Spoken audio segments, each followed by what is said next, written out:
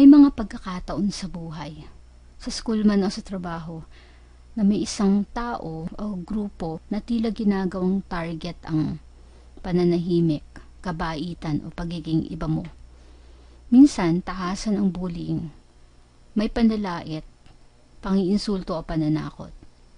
Minsan naman ay pino at patago. Mga biro na paulit-ulit, pag-iwas, pagmamaliit, o pagpaparamdam na wala kang halaga. Ano man ang itsura mo, mahalagang malinaw sa iyo ang isang bagay. Ang bullying ay hindi normal at lalong hindi mo kasalanan. Kapag ikaw ay nabubuli, ang unang dapat unahin ay kaligtasan. Palagi yun.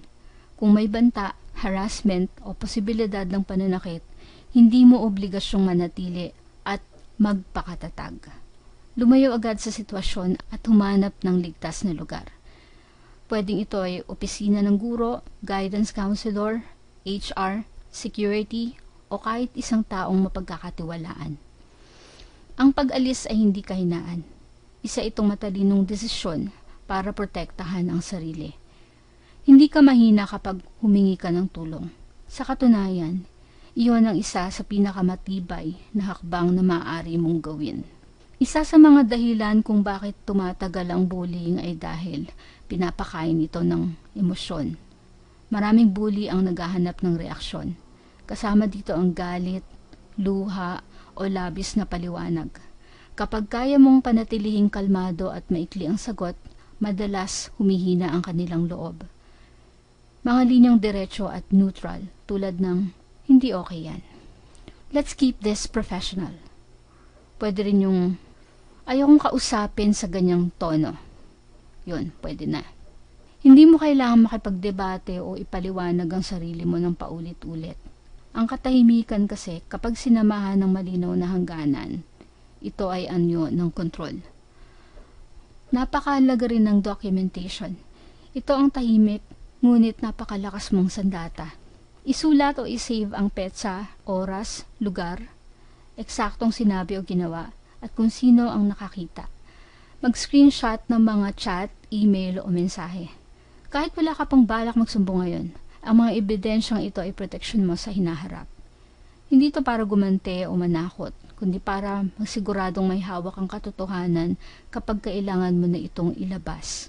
Huwag mo rin kalimutang huwag mag-isa. Mas bihirang matarget ang taong may suporta. Kahit isang tao lang. Sa school, maaring kaibigan, kaklase, guro, o guidance counselor.